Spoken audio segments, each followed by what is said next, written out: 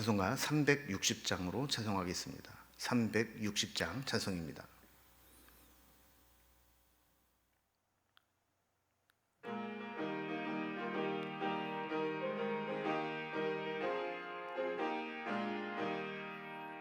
행군 나팔 소리에 주의 오령 났으니 십자가의 군기를 높이 들고 나가세.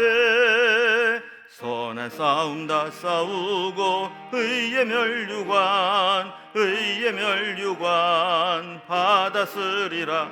선한 싸움 다 싸우고 의의 멸류관 예루살렘 성에서 멸류관 받으리. 저 요단강 건너 우리 싸움 마치는 날 의의 멸류관 예루살렘 성에서 악한 마귀 권세를 모두 깨쳐버리고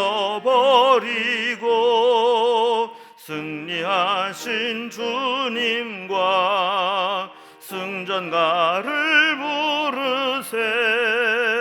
선한 싸움 다 싸우고 의의 멸류관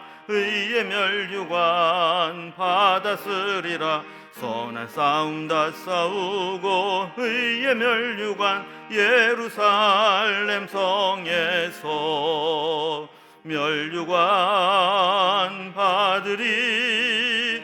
저 요단강 건너 우리 싸움 마치는 날 의의 멸류관 예루살렘 성에서 달려갈 길 다 가고 싸움 모두 마친 후 주와 함께 기쁨을 용사들아 누리세. 선한 싸움 다 싸우고 의의 멸류관 받았으리라. 선한 싸움 다 싸우고 의의 멸류관 예루살렘 성에서 멸류관 받으리. 저 요단강 건너 우리 싸움 마치는 날 의의 멸류관 예루살렘 성에서.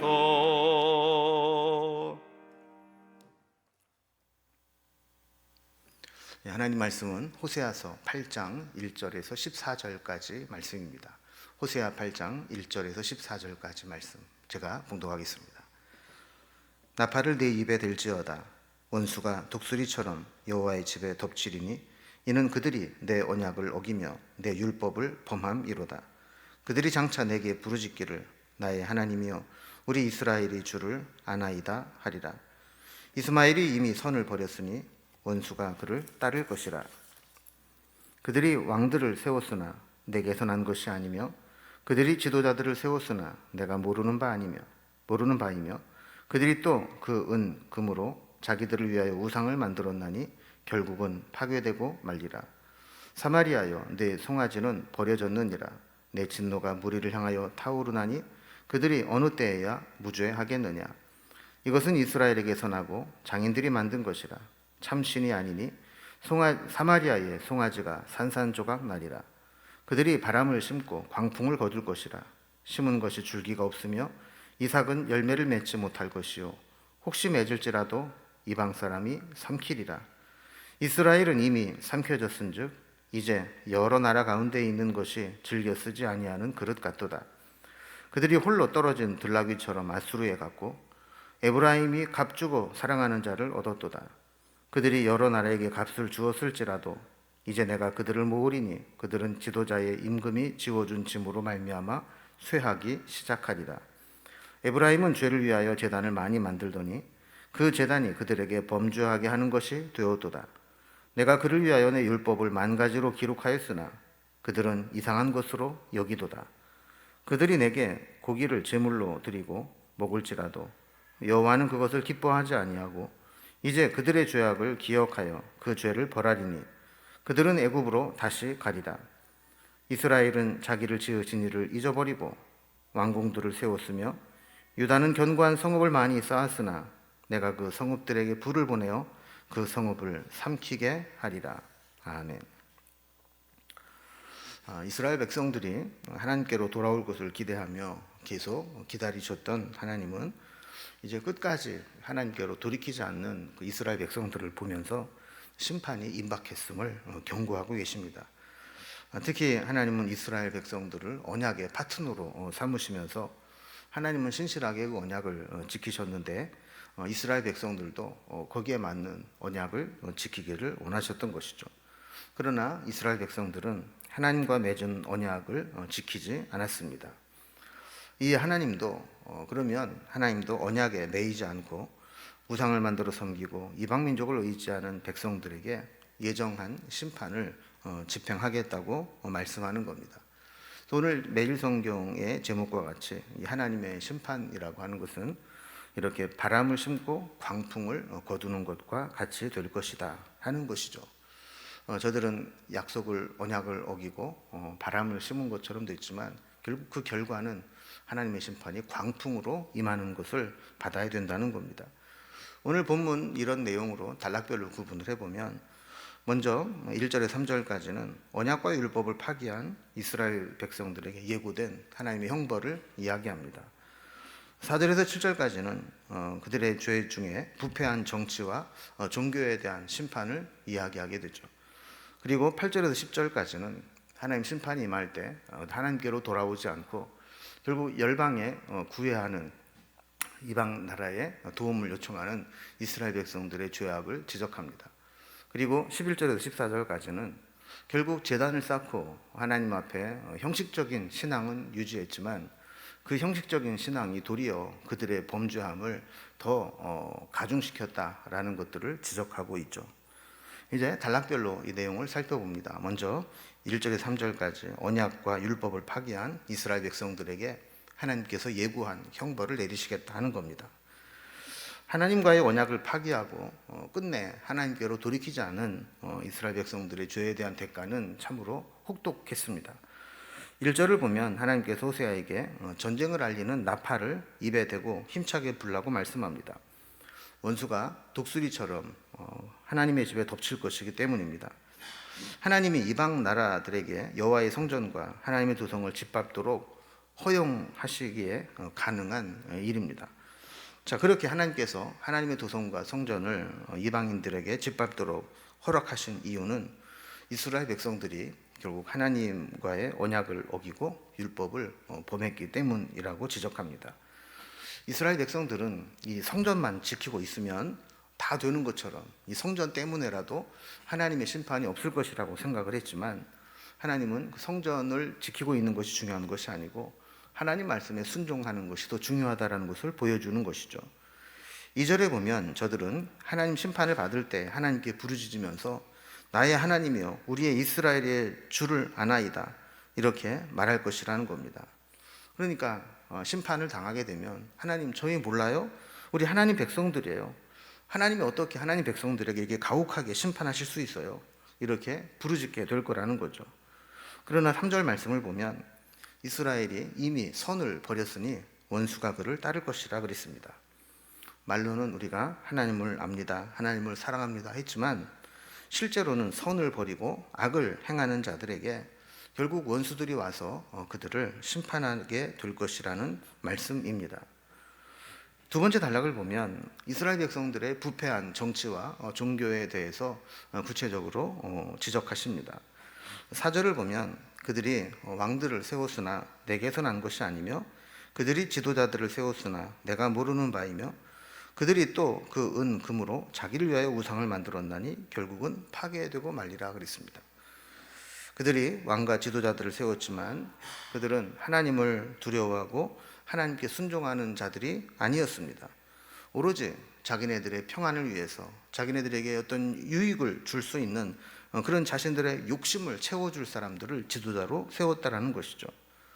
결국 자신들의 잘못을 지적해주고 하나님 앞으로 의의 길로 인도해줄 그런 지도자를 세웠어야 됐는데, 그들은 오직 자기 영달을 위해서 금으로 음으로 우상을 만드는 것도 서슴지 않고 그런 지도자들을 따랐다는 겁니다. 5절에서는 구체적으로 우상에 대해서 지적합니다. 사마리아여, 내 송아지는 버려졌느니라. 내 진노가 무리를 향하여 타오르나니 그들이 어느 때에야 무저하겠느냐 그랬습니다. 이 사마리아는 북이스라엘의 수도였죠. 북이스라엘은 남유다로부터 분립할 때 성전이 있는 예루살렘에 가지 못하게 되자 하나님의 대용품으로 단과 베델에 송아지 신상을 만들어 놓고 그것이 하나님이라고 가르치며 그것을 섬기게 했습니다.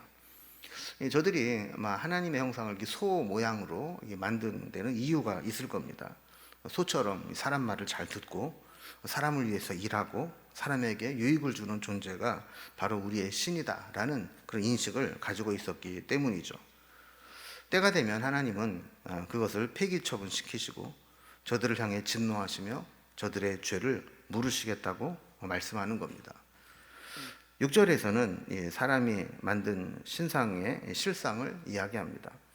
이것은 이스라엘에게서 나고 장인이 만든 것이라 참신이 아니니 사마리아의 송아지가 산산조각 나리라 그랬습니다. 아무리 멋있게 비싼 금으로 만들었어도 금송아지는 사람이 만든 조형물에 불과합니다. 그것이 하나님이 될 수 없고 참신이 될 수 없습니다. 그래서 하나님이 심판하실 때 그 사마리아의 송아지든 산산조각이 날 수밖에 없는 그런 존재가 될 것이라는 거죠. 7절은 이 금송아지 우상을 섬기는 자들에 대해서 말씀합니다. 그들이 바람을 싣고 광풍을 거둘 것이라. 심은 것이 줄기가 없으며 이삭은 열매를 맺지 못할 것이요 혹시 맺을지라도 이방 사람이 삼키리라 그랬습니다. 우상을 믿고 또 하는 모든 일들은 바람을 심고 광풍을 거두는 것처럼 손에 잡히는 것이 없습니다. 심어 놓은 것도 줄기가 없고 열매를 맺지 못합니다. 설령 어떻게 기적같이 열매가 맺혀도 그것은 저들이 먹을 수 없고 이방인들이 다 빼앗아가 버리고 맙니다. 이런 상황을 당해도 결국 우상이 그들을 보호해 주거나 그들을 지켜줄 수 없고 그들이 할 수 있는 것이 아무것도 없다라는 겁니다. 그럼에도 불구하고 세 번째 단락을 보면 이스라엘 백성들은 하나님께로 돌아오기보다 열방을 향해 도움의 손길을 펼칩니다. 우상 숭배의 결과를 보면 8절과 9절에 이스라엘은 이미 삼켜졌은즉 이제 여러 나라 가운데 있는 것이 즐겨 쓰지 아니하는 그릇 같도다. 그들이 홀로 떨어진 들나귀처럼 아수르로 갔고 에브라임이 값주고 사랑하는 자를 얻었다 그랬습니다. 저들이 즐겨 쓰지 않는 그릇과 같이 된다 그랬습니다.